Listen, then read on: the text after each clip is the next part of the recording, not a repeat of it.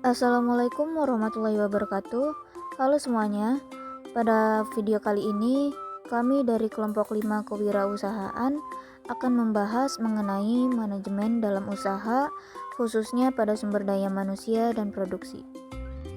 Semoga dengan menonton video ini, kita semua bisa lebih memahami bagaimana peran manajemen sumber daya manusia dan manajemen produksi dalam suatu usaha.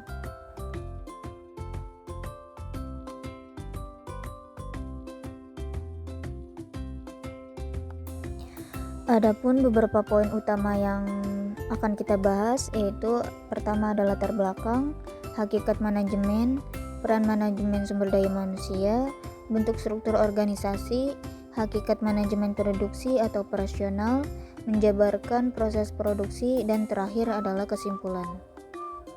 Baik teman-teman, pertama-tama kita akan membahas tentang pentingnya pengelolaan organisasi dalam dunia usaha. Persaingan bisnis yang semakin ketat menuntut wirausaha tidak hanya kreatif dan inovatif, tapi juga mampu mengelola organisasi secara profesional. Salah satu aspek terpenting adalah manajemen sumber daya manusia. Sumber daya manusia bukan hanya sekedar tenaga kerja, tapi juga merupakan faktor yang strategis yang bisa mendorong peningkatan kinerja bisnis. Praktek manajemen sumber daya manusia yang baik seperti rekrutmen, pelatihan, pemberian kompensasi, hingga pengembangan karir, dan itu terbukti meningkatkan produktivitas. Selain itu, struktur organisasi yang jelas juga sangat penting. Dengan adanya pembagian tugas, alur komunikasi, dan pengambilan keputusan yang teratur, proses kerja akan lebih efisien dan koordinasi semakin baik. Sebaliknya, tanpa struktur yang jelas, bisnis bisa mengalami hambatan seperti yang terjadi pada beberapa industri kecil. Tak kalah penting juga adalah manajemen produksi dan operasional. Melalui pengelolaan produksi yang tepat, bisnis bisa menghasilkan produk berkualitas dengan biaya efisien serta tepat waktu. Bahkan penerapan teknologi digital seperti ERP, LOT, dan Lean Manufacturing terbukti mampu meningkatkan daya saing industri di Indonesia. Bagi UMKM, strategi ini juga bisa membantu menekan biaya, berinovasi, dan menjaga keberlanjutan usaha.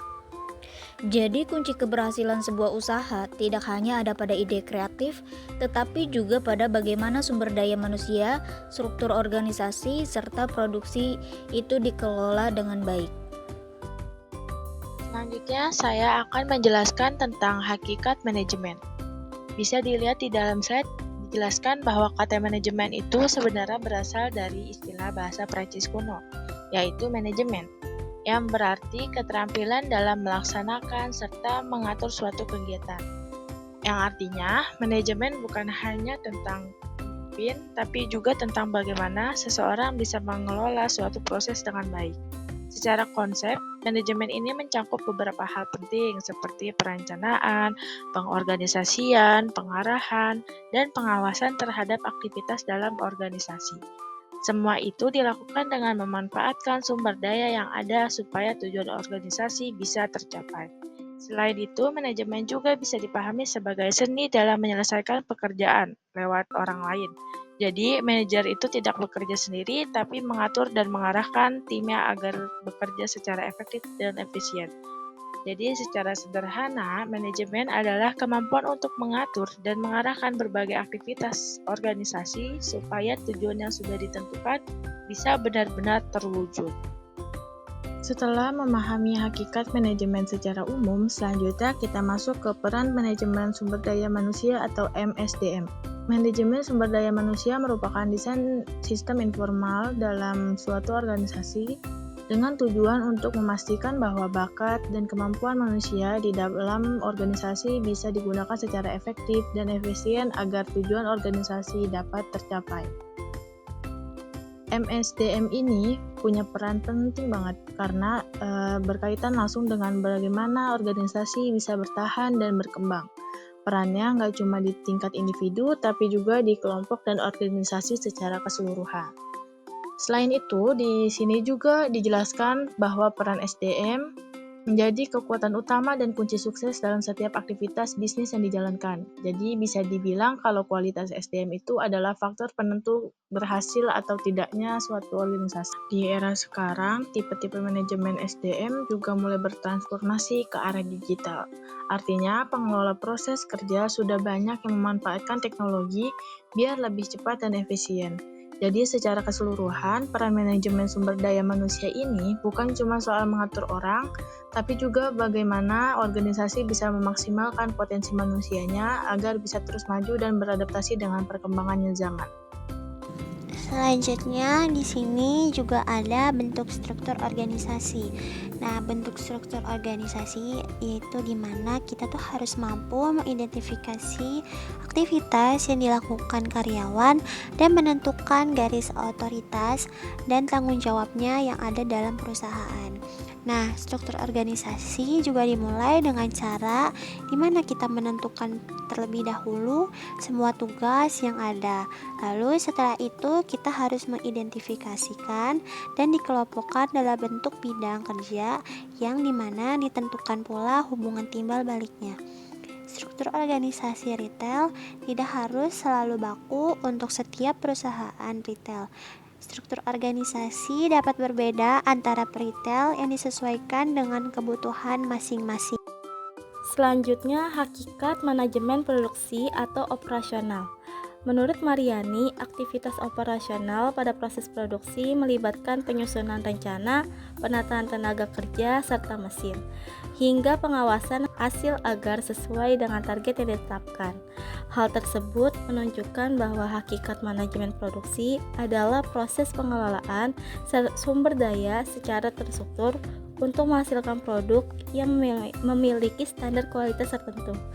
Sementara itu, riset yang dilakukan Hoyruni menekankan bahwa manajemen produksi tidak hanya berorientasi pada proses teknis, tetapi juga mencakup upaya inovasi, perbaikan kemasan, serta penentuan pasar sasaran. Hal ini menjadi bagian dari strategi untuk menjaga eksistensi usaha sekaligus meningkatkan daya saing. Selanjutnya, menjabarkan proses produksi. Proses produksi dalam dunia kewirausahaan merupakan rangkaian kegiatan yang bertujuan mengolah berbagai input seperti bahan baku, tenaga kerja, modal, dan teknologi menjadi output berupa barang maupun jasa yang memiliki nilai ekonomi. Keberhasilan seorang wirausaha sangat dipengaruhi oleh sejauh mana proses produksi tersebut dapat disusun, dilaksanakan, dan juga diawasi dengan baik. Menurut Nur Fatimah 2024, terdapat beberapa langkah penting yang harus dilalui dalam proses produksi, yaitu yang pertama, perencanaan desain.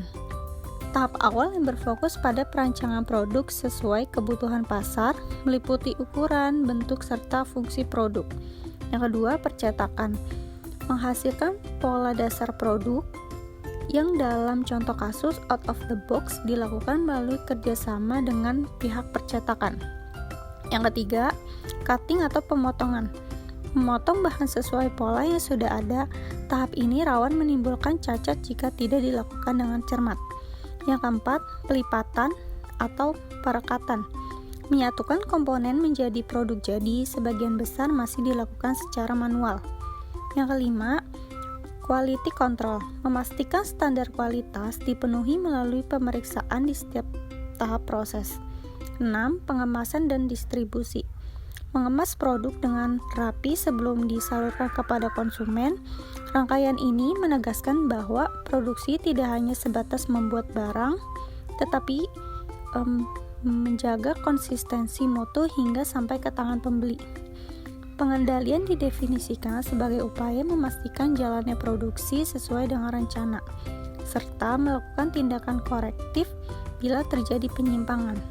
Pada kasus out of the box, masih ditemukan berbagai cacat produk, seperti potongan yang salah, lipatan tidak rata, robekan, dan juga warna yang kurang sesuai. Kondisi tersebut memperlihatkan bahwa tanda kontrol yang ketat mutu produk dapat menurun. Karena itu, pengendalian harus meliputi yang pertama, pemilihan bahan baku yang berkualitas. Yang kedua, peningkatan kapasitas tenaga kerja melalui pelatihan, instruksi, dan supervisi. Yang ketiga, penetapan standar mutu hasil akhir melalui pemeriksaan visual, pengukuran, serta uji daya tahan. Dengan sistem pengawasan yang lebih terstruktur, tingkat kerusakan bisa dikurangi, reputasi usaha meningkat, dan konsumen akan lebih yakin terhadap produk yang dihasilkan. Proses produksi yang dikelola secara sistematis melalui perencanaan dan pengandalian yang baik memberikan pengaruh signifikan terhadap keberlangsungan usaha. Dampak yang dihasilkan antara lain menjaga kualitas produk sehingga pelanggan merasa puas dan tetap loyal.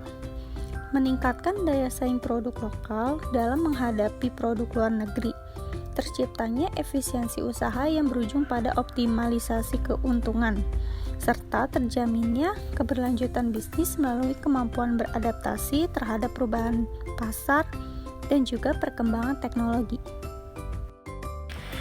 Jadi teman-teman, manajemen itu sebenarnya adalah proses untuk mengatur, mengarahkan, dan mengendalikan sumber daya yang kita punya.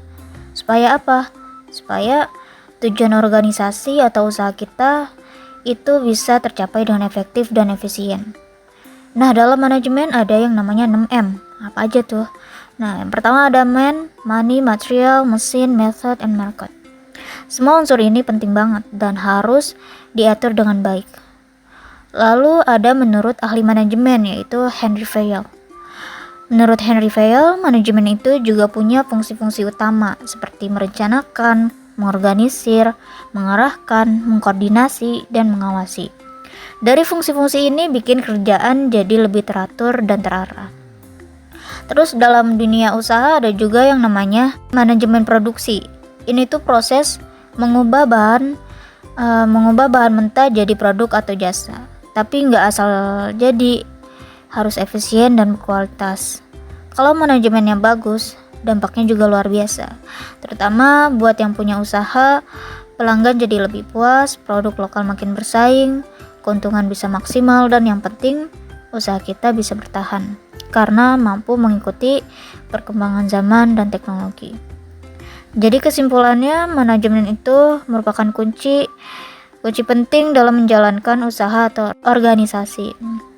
Kalau semua dikelola dengan baik, bukan cuma tujuan yang tercapai, tapi juga bisa membawa kesuksesan jangka panjang.